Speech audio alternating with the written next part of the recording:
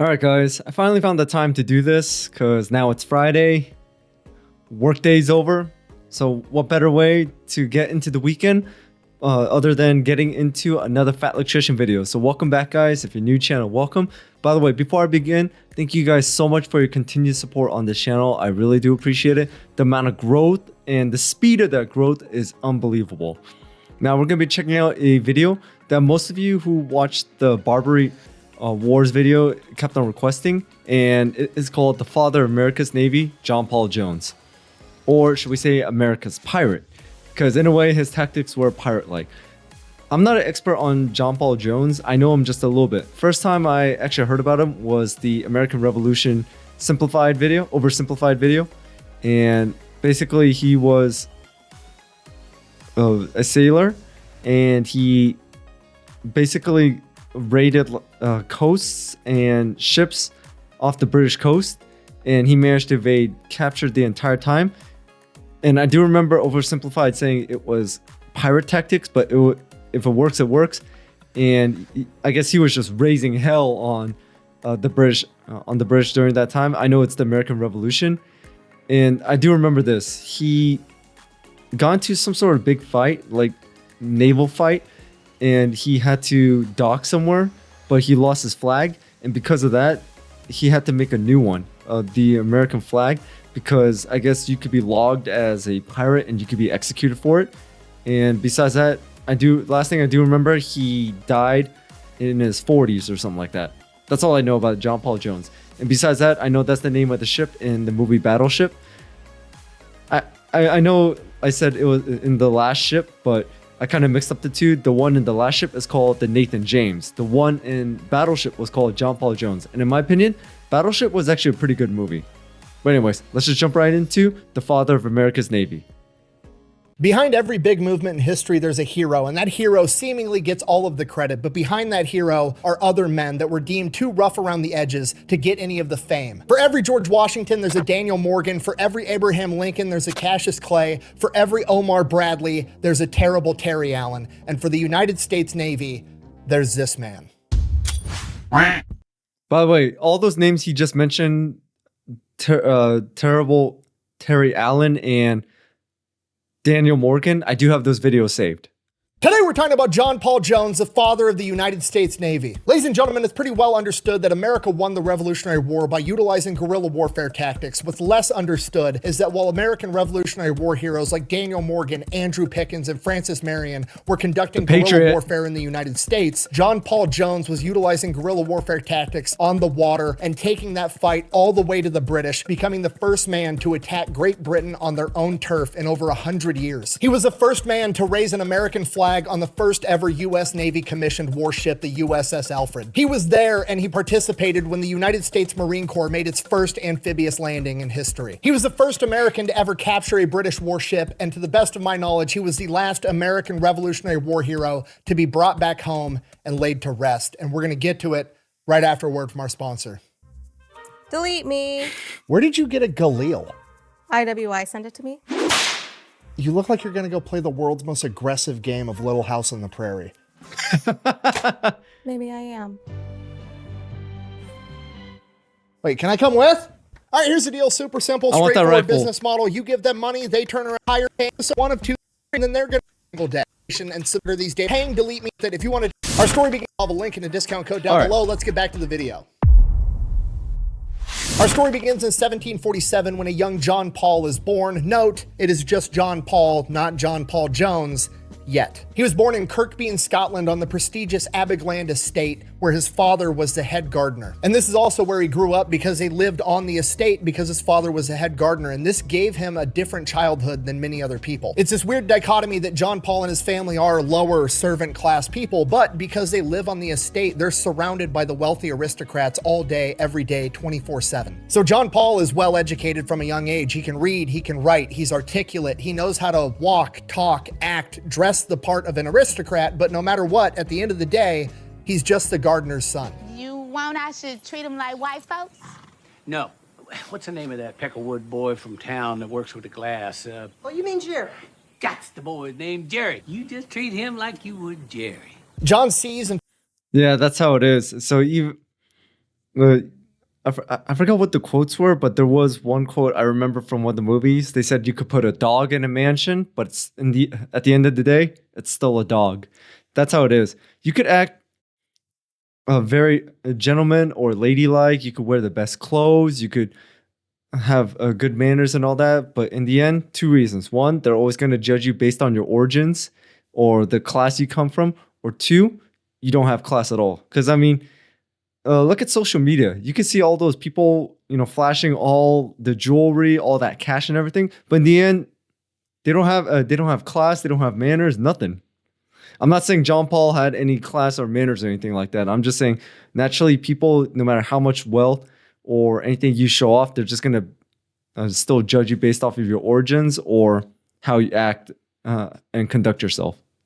Feels this treatment his entire childhood, and it doesn't take long for him to catch on that he's never not going to be the gardener's son. So he has to come up with a way to change his stars, so to speak. And the easiest way to go about that is for him to pursue a career in the Navy and become a captain of a ship. And captains back then, referred to as masters, are almost always part of the aristocratic, wealthy society. So that's what he wants to do. He becomes an apprentice on a merchant marine vessel at the age of 13 years old. For the next 4 years, between the ages of 13 and 17, he apprentices on a ship called the Friendship, learning anything and everything he can about how to be a good sailor. Then after 4 years, the Friendship ends up getting sold, and 17-year-old John Paul is out of a job and unemployed. So he takes the first job that he can get, which unfortunately is working on a slave ship in the transatlantic slave trade. He does that for several years, and he hates it the entire time. He finds the slave trade to be absolutely disgusting, later in his own writings describing it as an abominable trade. Which, while obviously true, it's also worth mentioning that these were pretty progressive views to have in the 1700s, especially for a simple gardener's son. Regardless, John Paul had those opinions, and for that reason, he quits. And when he quit at port in Jamaica. He was halfway through a two-way trip, and he just quit there. He couldn't do it anymore. So now he's basically stranded in Jamaica, so he hangs around the ports looking for a new job that isn't in the slave trade. He ends up meeting Samuel McAdams, the captain of the brig John, who offers him a ride back to Britain if he's willing to work on the trip, to which he immediately agrees. So they set sail, they start making their way back to Britain, and then along the way, Captain McAdams ends up getting yellow fever and dies, which is, horrible, but also at the end of the day, as far as the crew's concerned, not that big of a deal. We have a first mate. There's a chain of command for a reason. The first mate takes over. A couple weeks later, the first mate gets yellow fever and he dies too. Now that sucks also. However, okay, I'm starting to see the pattern of how he rose up the ranks. There's probably a third guy in the chain of command that's now going to take over. Second mate. But there isn't. You see, at this point in time, being able to navigate on the ocean was kind of like protected tradecraft. They didn't want everybody on a ship knowing how to navigate the ocean. So usually it was just the captain and the first mate that actually knew how to do it, and everybody else was just kind of following orders. So now man, so the ones who are navigating are the ones who died. So now they're like, hey, yo, who's gonna be able to take us home? Now I see where the rise is coming. Two dudes that had the skill to navigate their way back home are both dead, and nobody knows what the fuck they're doing, and they're basically stranded out at sea. But luckily, the 20-year-old kid they picked up in Jamaica had been studying to be the best sailor that he could for the past 7 years, and he actually knew how to navigate the ocean. He takes command of the ship, brings it all the way back to Britain, no problem. The owner of the brig John finds out what happened. He hears about this 20-year-old hotshot they picked up in Jamaica that was able to navigate his ship from being lost at sea, and he figures, fuck it, I'm just gonna make this kid the captain, and that's exactly what he does. John Paul is now master of the ship. He has changed his stars. He should be in the aristocratic class now. But the brig John is a really small ship. He needs to keep working as a captain and work his way up so he's a captain of a much larger vessel, and that'll cement his role as a gentleman. Wow. So that's what sorry, I forgot to pause, but so that's how he became captain of a ship. Basically, the employers died, and he says, "Hey, I know how to do their job." Okay. Then you can take the position too.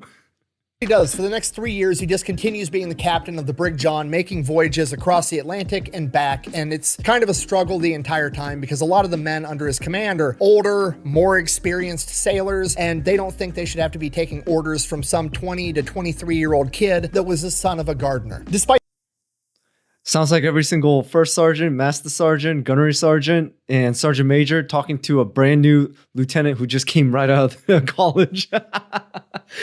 Oh man. That difficulty, it never really becomes a huge issue until 1770, when one of his crew members by the name of Mungo Maxwell decided that he's from a wealthy Scottish family and there's no way in hell he's taking orders from the son of a gardener that's younger than him. He tries to get some of the crew to join with him to stir up a mutiny. They're going to throw John Paul overboard and he's going to take over the ship. John Paul finds out about this. He orders him to be flogged with 12 lashes from the cat o' nine tails, which seems extreme, but at this point in time, it was completely standard practice. Mungo Maxwell learned his lesson. He just sits down and shuts the fuck up for the rest of the trip. They make their way over to the West Indies. They port. He says, fuck you, I quit. He leaves. John Paul's like, okay, whatever. Drops off his cargo, picks up his other batch of cargo. He heads back to Britain. Upon making port back in Britain, John Paul is immediately placed in shackles and arrested and put on trial for the murder of Mungo Maxwell. Apparently, after leaving John Paul's ship, he went, found another ship that took off sooner than John Paul did, headed back to Britain, and on that ship, he got yellow fever and he died along the voyage, and now his wealthy Scottish family is claiming that John Paul murdered him. So John Paul has to post bail, get permission from the court to travel back to the West Indies, get documentation from the port authorities saying that Mungo Maxwell was there, he was alive, and John Paul didn't kill him. He gets that documentation, then he has to find out the other ship that he took back to Britain, track down that captain, and get documents from that captain saying, yeah, he was on my ship, he got yellow fever, he died. He gets all those documentations, goes back to the court. His name is legally cleared, but this whole process takes like 6 months, and his name is getting drugged through the mud in the court of public opinion the entire time. So while he's legally not a murderous captain, a lot of people don't know that. So that sucks, but there's nothing he can do, so he just keeps doing his job. And then 2 years later, he is given a promotion. He's given the command of a much larger cargo ship called the Betsy. And the Betsy is a humongous cargo ship. It's one of the biggest ones that Britain has. So at this point, he should definitely be in that wealthy aristocratic class. He should be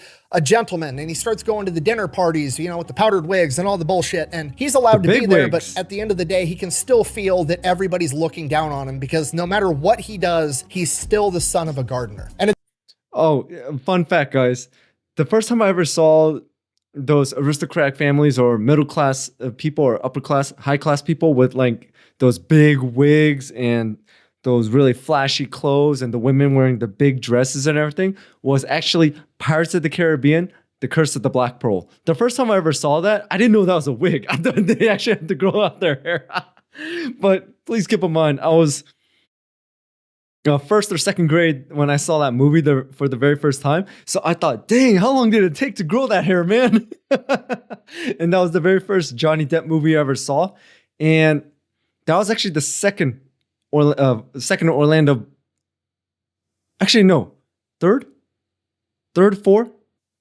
I think it was my third Orlando Bloom movie that I ever saw, because the very first Orlando Bloom movie I ever saw was Lord of the Rings Fellowship of the Ring and The Two Towers. And that was the first time I ever saw Keira Knightley and what's his name? Jeffrey Bush, the one who plays Barbossa, all those actors. But yeah, that was the first time I ever saw it. And I saw those wigs. I had a little mixed feelings about that because I was like, wow, that looks cool. And I was like,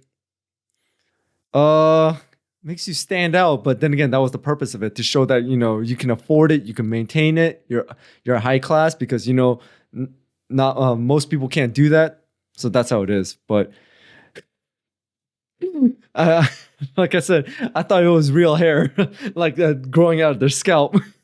At this point, he's starting to think to himself in the back of his head, like, okay, I'm going to keep doing this. I'm going to make a bunch of money, and then I'm going to move over to the United States. I'm going to live in Virginia with my brother, who's been living there for years as a tailor, and I'm just going to retire in the United States, in the new world, where there's a new opportunity. There's not hundreds of years of, you know, I'm from this family or that family. Everything's new. That's going to be my new start. But before he can do that, he's got to earn enough money so that he can show up to the United States as a rich man. So he keeps working. And then in 1773, shit hits the fan. On one of his voyages, his ship gets damaged in a storm, and he has to make an unplanned port in Ireland, stop, have the ship repaired. Then once the ship is repaired, he gets sick for like 3 weeks. And while that's going on, a lot of the cargo ends up getting spoiled. So by the time he makes it to the port that he was originally supposed to be at, he doesn't have all the cargo to sell. He sells what cargo's still good, makes enough money to pick up his next load of cargo, and he heads back to the UK. The problem is he now doesn't have enough money to pay all the sailors under his command while they're at sea, which wouldn't seem like a big deal. It's not Not like you can fucking do anything with the money while you're out in the middle of the ocean, but apparently some people got really upset about it. One of his sailors got drunk and decided to attack him with a club, and when he came at John with the club, John drew his sword and stabbed the man straight through the chest, killing him almost immediately. Now, that's a clear-cut case of self-defense. However, Two things I learned. One, sailors are basically mercenaries, because when ship captains and officers recruit sailors to become their crew, they're not under formal contract or anything like that. Well, I don't know all the details. I'm not expert or anything like that, so please don't come at me. I'm just going off based off of my knowledge and what I know. They're basically, sign the book here, kind of like a legal document. I know I just said they're not contracted, but here, and you're going to work on the ship. Now you're part of the crew, but still they expect their pay, and their loyalty is to, the payment, just like mercenaries. Because, if you don't pay mercenaries, they either leave or rebel, or they'll turn against you if someone else offers a bigger bounty and a bigger payment. It's just like that. And also on top of that, what he just said, clear-cut case of self-defense? No. No. The crew's gonna come at him now. John realizes that a lot of his men are pissed off they haven't been paid. A lot of men are friends with that guy. He's dead. He's worried that his crew isn't going to stick up for him. And on top of that, he still has the reputation as a murderous captain, even though that was complete bullshit. Time to go. So John, fearing he's not going to get a fair trial, flees to America and starts living in Virginia with his brother, the tailor. Now, this is late 1773. He's now stuck in Virginia. He's basically lost his career as a ship captain. He adopts the last name Jones, becomes John Paul Jones, attempting to not be found. He doesn't really know what to do with himself. Presumably, he's depressed. He just kind of hangs out at his brother's house all day. He's reading, doing philosophy, poetry, just trying to take his mind off the fact that his entire life plan has just been completely derailed. Then in 1775, the American Revolution kicks off, and holy shit, this is his chance. He can go serve in the United States Navy and make something of himself. So he immediately heads off to Philadelphia and volunteers to join the United States Navy, which at this point doesn't even exist yet. And at this point, not a lot of experienced men were going to volunteer to join the United States Navy because the Continental Congress was issuing letters of marque or marquee. A letter of marque was basically a permission slip from the Continental Congress, the government of the United States, to go out and be a pirate. If you were some random dude and you had a boat with guns on it and you wanted to take that boat and go rob the British, you were absolutely welcome to do so. Bring your loot back to America and you could keep it. Which meant that pretty much all the experienced sailors in America were given those two options. You could join the United States Navy, be treated like a peon and get a small amount of money for your service, or you could go be a state-sanctioned pirate and maybe win the lottery. Who knows? Most people are taking that second option, but not John Paul Jones. So John Paul Jones gets commissioned as a lieutenant right out of the gate, and he is serving under Captain Essex Hopkins, the man that's in charge of the entire United States Navy at this point, aboard the USS Alfred, the United States Navy's first ever commissioned warship. And while serving there, John Paul Jones is the first man to ever raise the Grand Union flag aboard the USS Alfred. If you don't know, the Grand Union flag is essentially, in my opinion, the first American flag. It still has the British flag in the upper left-hand corner, where today we have 50 stars, but it has the stripes for the 13 colonies. And the message was clear. This was 1775. America hadn't declared its independence yet, but there was a rebellion going on. So the meaning behind that flag was, hey, we're united, we're armed, we're ready to fight, but we're still willing to reconcile if you agree to start treating us appropriately. And that's why they left the British flag in the upper corner. That didn't last for very long. Yeah. I mean, I don't know why, but those two options he gave of join the Navy or be a pirate kind of just took me back to Assassin's Creed 4 Black Flag, because I remember in one of the cutscenes, Edward Kenway and his wife, Caroline kept on trying to persuade him to join the Navy because, sail under gentlemen, be a good man and all that. But Edward Kenway just wanted to be rich because he didn't want a decent or stable pay. He just wanted to win the lottery. He just wanted to get that loot. So that's why he became a pirate.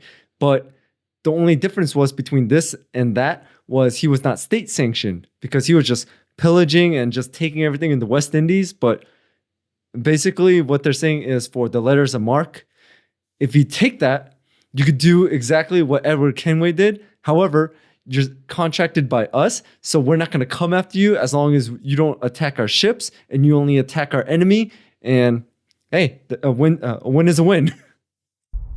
While serving as lieutenant on the USS Alfred, John Paul Jones is having his crew drill over and over and over again how to fire the cannons. He wants to get them to the point that they can fire this cannon once every 15 seconds because he knows that's why the British Navy is so good. They drill their battle drills over and over and over again like a well-oiled machine. The problem is the United States Navy has no funding. The British have cut off the supply of all of the gunpowder, all of the cannons, all the cannonballs, all the supplies. So they're just drilling it dry, going through the motions over and over and over again. That means we gotta tactically acquire some supplies from the British now. Which also highlights the problem. We need guns, we need gunpowder, we have to get supplies. So in March of 1776, the United States Navy, under the command of Essex Hopkins, decides that they are going to, for the first time in US Navy history, project power. They are going to go out on the offensive and attack New Providence, the capital of the Bahamas. And that's because it is a major British military outpost with a ton of military supplies, cannons, gunpowder, guns, uniforms, everything. They're going to go in there, take it over, and steal all those supplies so they can continue fighting this war. So they're getting ready to take off, and 234 seemingly random dudes show up with guns. These guys are like, some of them are wearing civilian clothing with like hunting coats. Some of them are wearing blue coats. Some of them have green coats. It's just this ragtag crew of dudes with guns, and they are under the command of Captain Samuel Nicholas. And these are America's first Marines, literally men recruited out of a bar, Tun Tavern, a few months prior, and they're coming too. The Marine Corps just got founded. They don't even have official uniforms yet, but they're already showing up to fight. I have come here to chew bubblegum and kick ass, and I'm all out of bubblegum. So they make their As soon as he said Captain Samuel Nicholas, I already knew which direction this was about to go. way down to the Bahamas, and once they get to the port where the actual military base is, it becomes very obvious that the British know that they're there, they know why they're coming, and they're ready to defend it. Commander Hopkins is about to just sail directly into the port, into all the gunfire, and just slug it out. At which point, John Paul Jones goes, or, hear me out, we've got 234 Marines in the back of the ships. Why don't we just sail around, not go through all the gunfire, land on an unoccupied beach, let the Marines get out and go take everything over? Essex Hopkins agrees, and that's exactly what happens. 234 Marines and 50 sailors make their amphibious landing on the beach. They then immediately go, they capture the city of Nassau and the British Fort Montague all in one fell swoop. They captured 88 cannons, 15 mortars, 68 barrels of gunpowder, a bunch of guns, a bunch of other military supplies, and they took the British governor Montfort Brown as their prisoner. And Montfort Brown would later complain that the Marines and the Navy men drank all of his booze out of the governor's palace. Officially. Oh my God. Bro, I'm not even surprised that they did that. Oh, well, hey, found in a bar. Oh, they keep their core values. They're going to literally drink everything, but hey, well done. Well done to the Marines. Cementing the American military tradition of win, get hammered, repeat.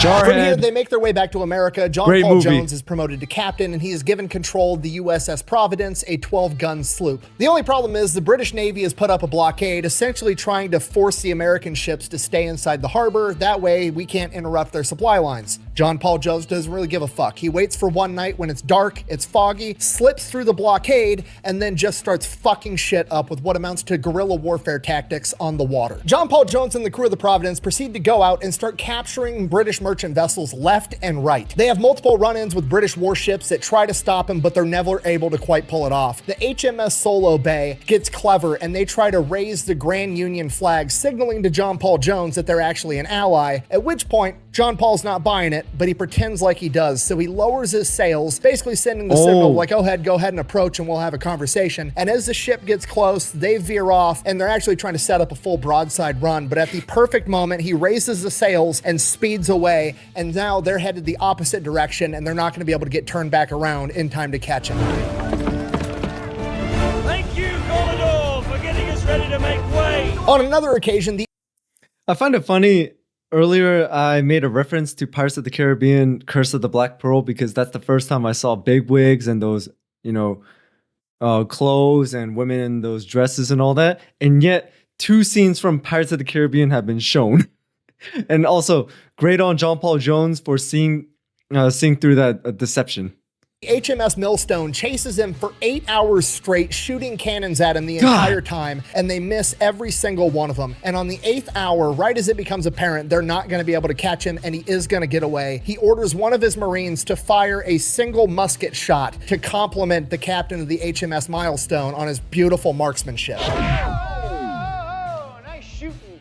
They then proceed to go and capture even more British merchant vessels. They capture 16 in total. Then John Paul Jones realizes that the British military is eating an awful lot of fish for food, and all that fish is coming from a bunch of fishing villages in Nova Scotia, and he's about to put an end to that shit. So the USS Providence rolls up, sinks the first ship, sinks the second ship. The third ship is looking pretty awesome, so they decide they're gonna go ahead, board it. They get on board. They don't like it, so they light it on fire, get back on the USS Providence, and then destroy 12 more ships. Then they commandeer 5 of them and sail them back to America. Look at me, sure. I'm the captain now. At this point, Congress is like, holy shit, like that. John Paul Jones is putting in fucking work. So they give him the USS Alfred. That's going to be his flagship. Now he's got his own little fleet because he's still going to maintain control of the USS Providence, and he's also picking up the USS Hampden. He immediately takes a small fleet back up to Nova Scotia, captures 5 more ships, burns another one down, raids the entire coastline, and burns down an entire warehouse full of whale oil. Okay.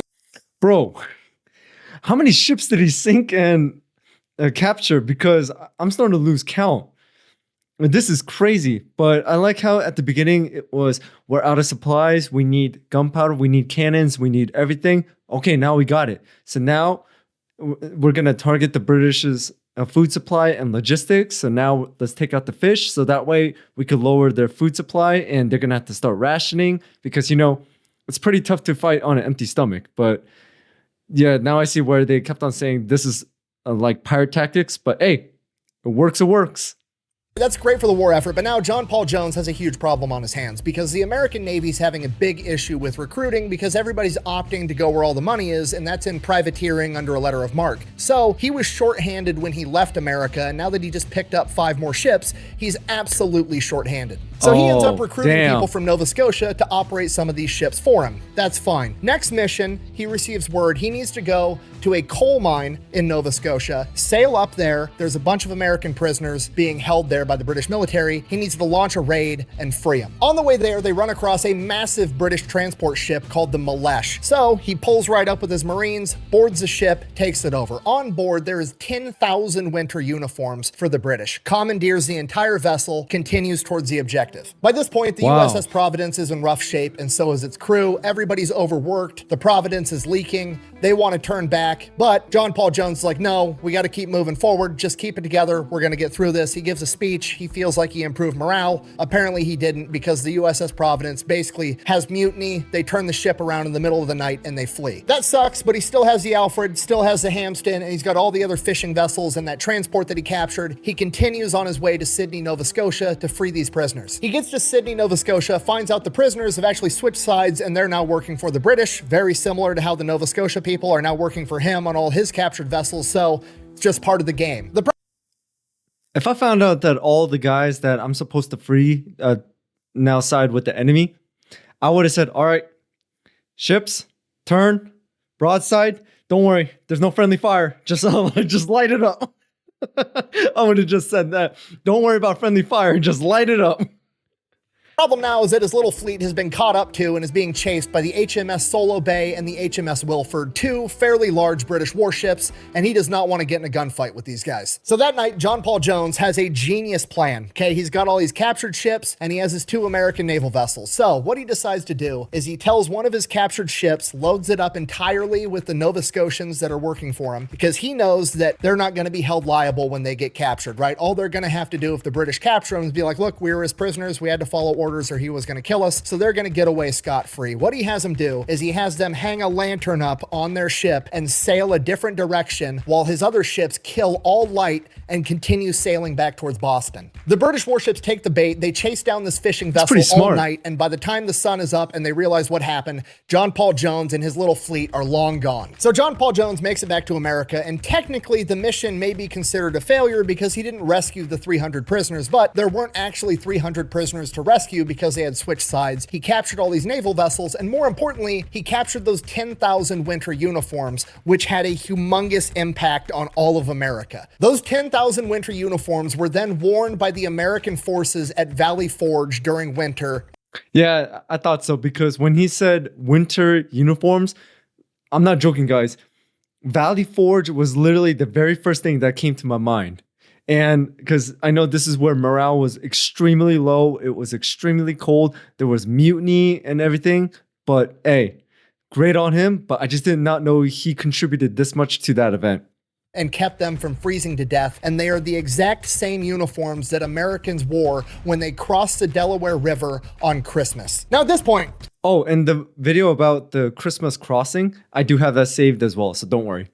John Paul Jones is kicking ass, right? He's doing more for the war effort on the naval front than literally anyone else in the entire U.S. Navy. And in his mind, he's thinking, they're going to make me the first admiral in American history. This is going to be fucking awesome. He gets back to Boston. He finds out not only is he not going to be made an admiral, he's actually getting demoted. Apparently, in John Paul Jones' absence, aka while he was out winning a war, the government decided that they should have a comprehensive list of their naval officers and how important they are and base rank off of that. And for some reason, John Paul Jones is ranked 18th. And every single man ranked higher than him on this list is ranked that high because they're either friends with somebody or they're somebody's kid. Basically, it's the same bullshit the British were doing with their aristocracy. They're rewarding connections and not ability and merit and getting the fucking job done. So I've seen this happen so many times throughout history. I remember in Napoleon Bonaparte, oversimplified video, he was amazing. He knew what he was doing, but they promoted someone else because he was the son of the Marquis or something like that, even though he was a complete dumbass. And also in my YouTube Korean history video of Admiral Lee Sun-shin, that's how it was.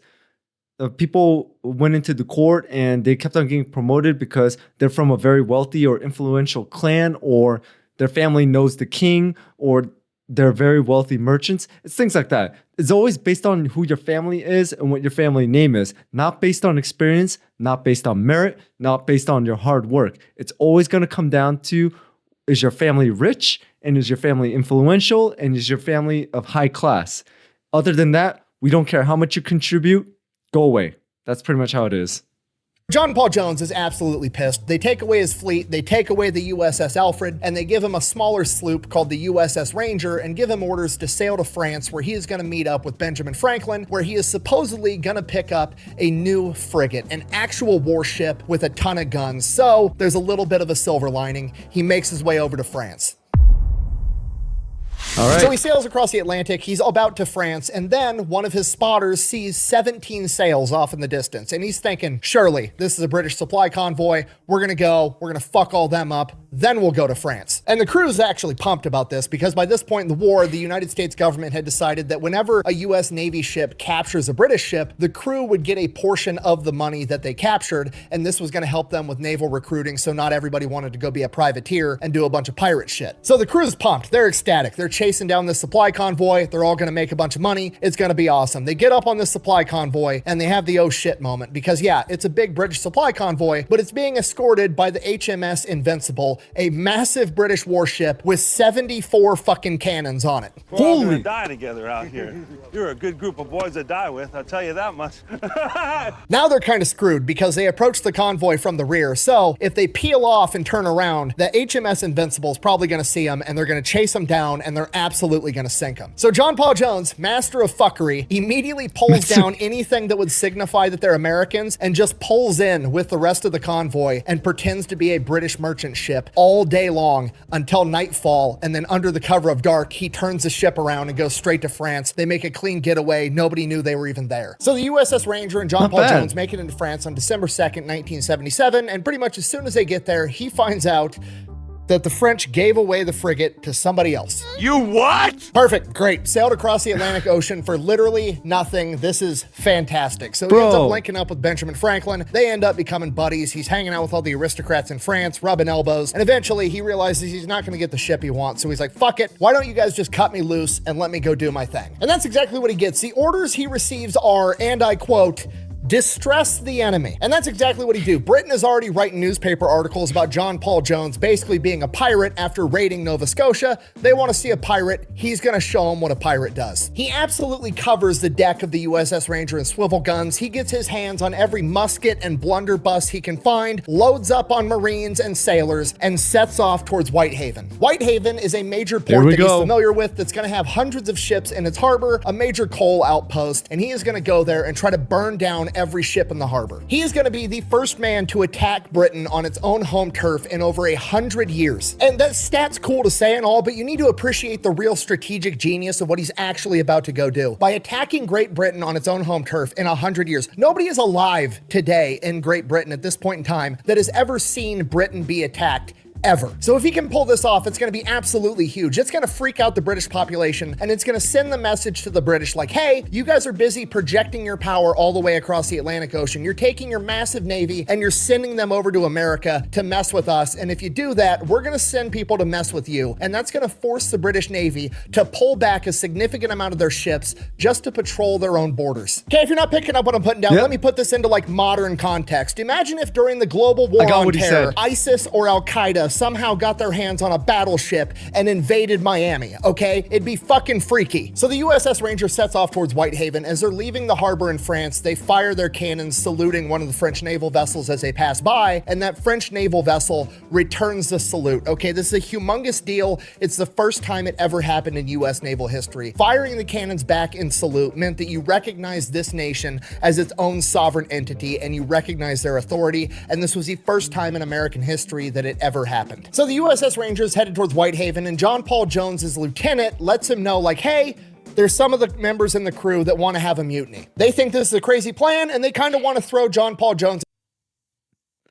I'm starting to see a pattern when it comes to morale and loyalty, because he always has a problem with mutiny and morale and just loyalty in general. He's a great tactician. He knows what to do, but he just can't control those who are under his command. Huh. Well, then again, can't be good at everything, but he's already labeled as a pirate, so and pirates have mutinies too.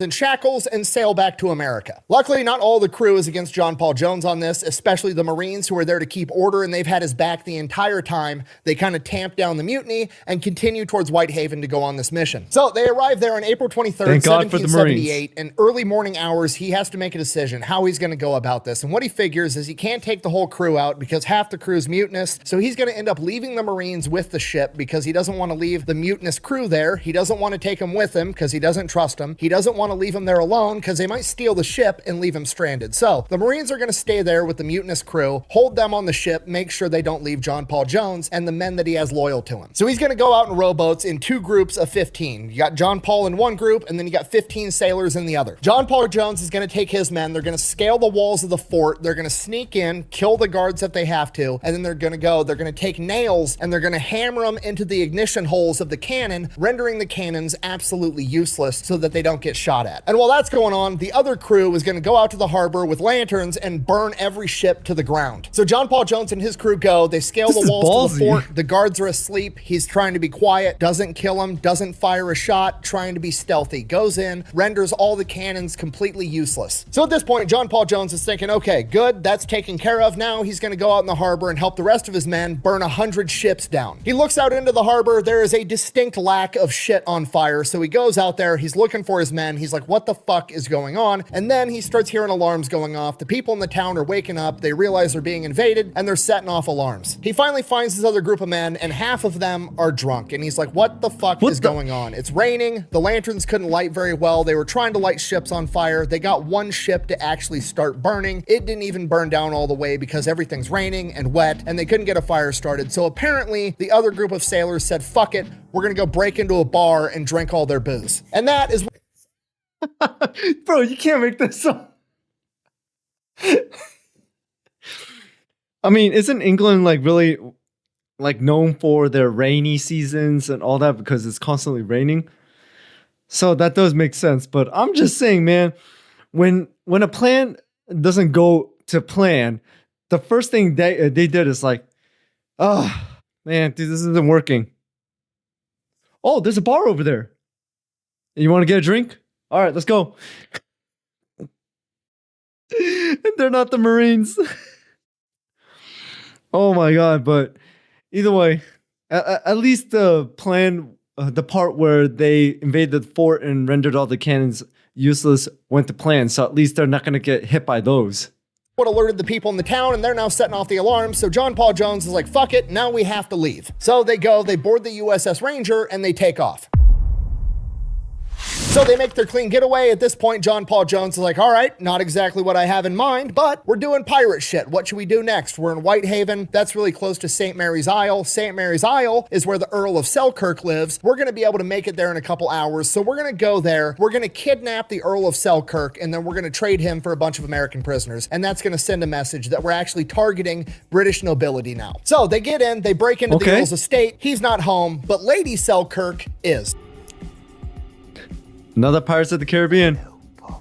Now at this point, his crew is like, let's plunder and steal absolutely everything so we can all sell it and get a big payday. And John Paul Jones is like, no, we're not going to do that. What we're going to do is we're going to steal one thing. We're going to steal their silver plate, you know, like the silver dining dish for like a tea set. We're going to steal that and only that, and then we're going to leave. Okay, this is perfect. It's the perfect plan, and here's why. Because by stealing the silver plate, it just ruins the entire tea set, which, is that a big deal? No, of course not. But to fancy British nobility, it's the end of the world that grown men broke into their house, and there are now ramifications for their government actions, and it's going to spread across the nobility fucking circles like wildfire that, hey, we can get attacked too, and it's going to negatively impact us also. Okay, but here's why it's actually the perfect plan.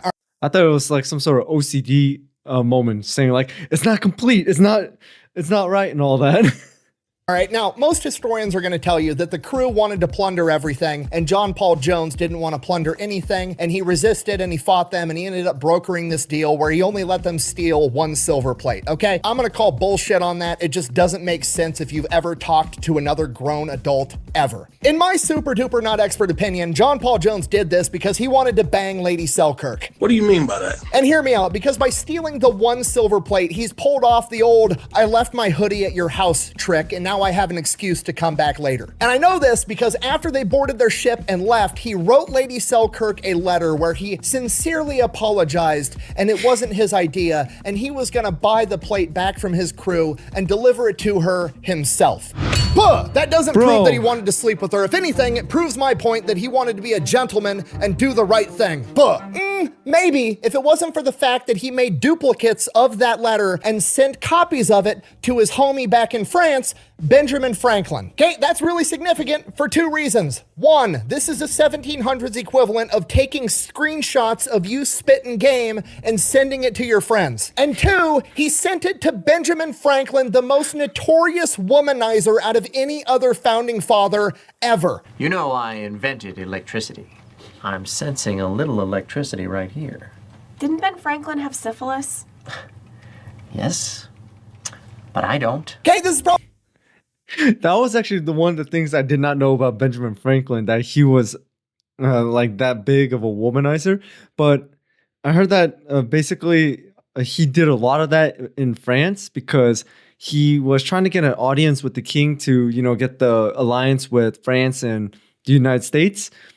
But it was delayed or something like that. So basically he was just hanging out, chasing women and doing all that. Probably shocking to a lot of you, okay? Because you think of Ben Franklin and you think of the pictures of the old guy with the balding mullet that's kind of chubby, and you're like, oh, he invented a lot of shit and he's a founding father. Yeah, that's all true. But this dude's entire life, he was slinging dick like it was a going out of business sale. Benjamin Franklin literally invented the odometer, okay? They didn't have cars back then. What the fuck you tracking mileage for? He didn't do it so he could figure out how many miles he had left on his Prius. He did it so he could keep track of how many miles of pipe he laid. Okay, there is hundreds upon hundreds, if not thousands. I was about to I thought he was going to say he was just keeping track of how much mileage he had on him. Thousands of letters of correspondence between Benjamin Franklin and women of nobility where he is doing nothing but spitting straight game the entire time. Okay, in 1745, Benjamin Franklin published a paper called Advice on Young Men in Their Choice of Mistress. Not wife, not female companion, mistress. Okay, I'm not going to read the entire thing for you. You can take the time and read it on your own. You should. It's absolutely hilarious. But to summarize it, it's essentially a PowerPoint of why you should be sleeping with cougars for fun. My favorite line from it is, and I quote, "The sin is less. The debauchering of a virgin may ruin her and make her life unhappy." Hey, okay? yo. Translation, if I sleep with her first, I'm going to ruin her for everybody else. Which I cannot stress to you enough is an outrageous thing to say right now, let alone in the 1700s. Don't worry, I've got more receipts for this than I've got time. Horace Walpole, a British writer, once wrote, "He's too much the favorite of the ladies to escape their notice." Okay, John Adams, you know, like the other founding father, John Adams, once wrote, "The life of Dr. Franklin was a scene of continual dissipation." Okay, translation, Benjamin Franklin gets more pussy than an animal shelter. In his own autobiography, Ben Franklin said, and I quote, "I frequent intimacies with low women." Okay, if you're not picking up what I put down, I'm trying to tell you that John Paul Jones didn't just send a letter to his friend, okay? He submitted his homework to get graded by the master. "You have been well trained, my young apprentice. They will be no match for you." Okay, do you see now? Do you see why it's the perfect plan? He steals one singular silver plate. Now, Yo, that whole segment right there took a huge turn. We went from, hey, man, we had a guy doing pirate tactics. And, oh, by the way, did you know that Benjamin Franklin was a womanizer? that's going to spread throughout the aristocratic society. All the women are going to be freaked out that this pirate's going to show up and ruin their tea set. And then he's going to come back, restore the plate, bang Lady Selkirk. Then all the aristocratic men are going to be furious because John Paul Jones, the pirate, is showing up, stealing tea sets and banging their wives. It's the ultimate form of psychological warfare.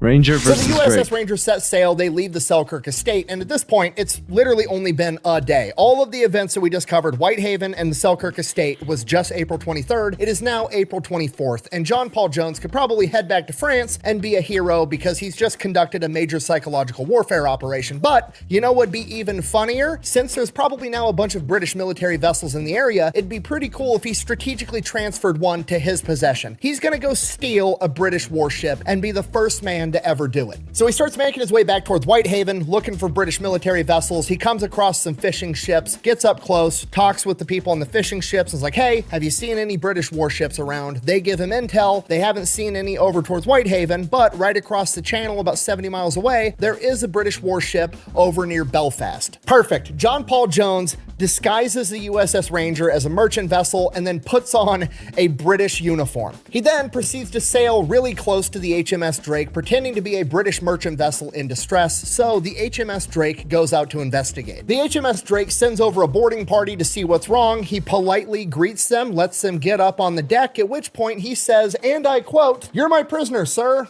and I'm John Paul Jones." Gotcha, bitch. They then Yeah, that's what I was thinking too. So basically, he just says, greetings, hello, you just effed up. Now, I got you now. raise the American flag, which essentially forces the HMS Drake to engage them in open water. Now here's the tricky part. John Paul Jones doesn't just want to sink the HMS Drake, he wants to capture it and tow it back to France. Luckily, he's got Marines and he knows how to use them, so they start dancing around the HMS Drake and he gives the order to his Marines to use their muskets and start picking off every officer and every man above deck. After an hour of combat, John Paul Jones's men have sustained 6 casualties and the British 42, including all of their senior leaders. At which point the HMS Dang. Drake is forced to surrender. John Paul Jones is now the first American to capture a British warship. But what good is that if nobody knows about it? So he doubles back, goes back to the fishermen that originally gave him the intel, sails up next to him, gives them a cut of the sail and a bunch of gold, and gives them instructions to go tell the story to everybody that'll listen. Oh, now it looks like we're about to see some Wolverine and Deadpool. But by the way, if you guys have any more knowledge on this section, please let me know. But I do remember from the Patriot movie that there was some sort of rule of engagement where when warfare is conducted, but this is on land, so I don't know if this pertains to naval warfare, they're not supposed to target officers as much as the common enlisted men. But yet in that movie, they targeted the officers, but then, who was it? General Cornwallis basically told the colonel, Mel Gibson, saying, you're not supposed to be targeting officers like that. We need to handle this like gentlemen. But here, John Paul Jones, I don't know if it's just because he's not following the rules of engagement, or actually, I don't think there are rules of engagement, just not following anything, just like no rules or anything. He's just targeting all the leadership and say, hey, if it works, it works. Is it the same rules on land as on sea, or is John Paul Jones like, I don't care, I'm just killing everyone? Make sure people know what happened here today. He then sails back to France, and he is a fucking hero, and it is a massive party. He ends up getting gifted a French officer's sword and hanging out with a bunch of French women with his buddy, Benjamin Franklin. The American and British newspapers are talking about how he's the first American to capture a British warship. He launched a raid on Whitehaven. He's the first man to attack Great Britain in over 100 years, and he invaded the Selkirk estate and only took a single plate, proving that he was a gentleman, sending the message that he could have done a lot more if he wanted to. In contrast, the British newspapers are freaking out, calling him a barbaric pirate that has the audacity to attack nobility. After the parties and the celebration dies down, the political bullshit sets in. John Paul Jones is like, okay, I've proved myself. Give me a better ship and then give me some more ships to support me. Let me take an entire fleet out and go do this. I'll wreak havoc everywhere. But for some reason, the government just isn't doing anything. They won't give him a fleet. They keep offering him like bullshit tiny ship after bullshit tiny ship. He's writing letters of protest to everybody that'll listen, and in one of these letters he writes one of the most famous quotes in US naval history. I wish to have no connection with any ship that does not sail fast, for I intend to go in harm's way. Translation, I want to haul ass and beat ass, give me a fucking ship. I mean, it's the same thing. It's always a political backlash, and they're always the main obstacle when it comes to any of these videos. Happened with Sergeant Major Dan Daly, it happened with crap. I forgot what it was, but basically it just happens here and there. And also on top of that, imagine what would have happened. Imagine if they actually approved it, gave him the funding, gave him the fleet, everything, because he's able to do this much damage with one ship. I'm willing to bet if John Paul Jones had a fleet of ships, he could have probably held all of England hostage. And he's like, no, you're my prisoner now, war's over.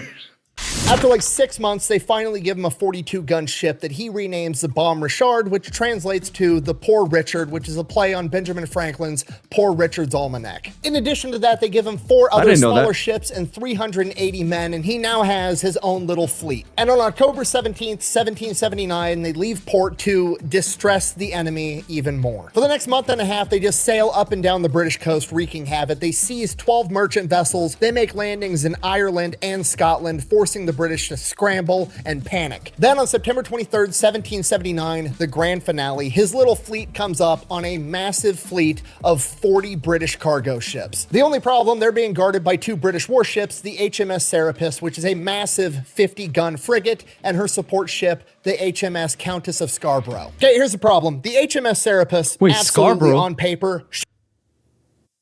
That was one of the ships that the pirates feared in the TV show Black Sails. I remember because it was literally mentioned in the very first episode. Oh, man, Captain Flint. There we go. Captain Flint was attacking a merchant ship, took over the whole thing, and they were just doing well. But then as soon as they spotted a British, I think it was a warship or man of war, and he said, it's the Scarborough. And they were just instantly hit with fear. And they said, no, we got to get out of here. So is the Scarborough a real ship, or is it just a common name? Please let me know in the comments. Really would appreciate it. Should beat the Bonhomme Richard, okay? Despite what John Paul Jones wanted, the Bonhomme Richard is not a fast military ship. It was a merchant vessel that he converted into a warship. It's big, it's slow, it's clunky, it's old. But you know what? Fuck it, he's got Marines, we're gonna figure it out. So John Paul Jones is gonna take his weakness and turn it into a strength. What's his weakness? He doesn't have a ship that's that great. He doesn't really care about the ship. That's actually a strength. You gotta realize this is vehicle on vehicle combat, okay? If you're having road rage with some dude in a Lambo and you're driving a 1994 clapped out F-150, you think you're gonna let the dude in the Lambo win? No, you have nothing to lose. So John Paul Jones opens up the fight by pulling up right next to the Serapis and lashing the ships together. together. John Paul Jones has just turned this into a close quarters slugfest, and he's got Marines. They're opening up with their muskets, their blunderbusses, they're throwing grenades. It is a shit show. The Serapis is opening up with its cannons, blowing the Bonhomme Richard to smithereens, at which point it becomes obvious the Bonhomme Richard is going to sink. The British officer yells over to John Paul Jones, "Are you ready to surrender?" To which he famously replies, "I have not yet begun to fight." He then orders the entire ship to board the HMS Serapis, and they engage in close quarters combat for 3 hours. John Paul Jones and his crew win, forcing the British to surrender on their own vessel. He then cuts the Bonhomme Richard loose and lets it sink. I got a new ship now.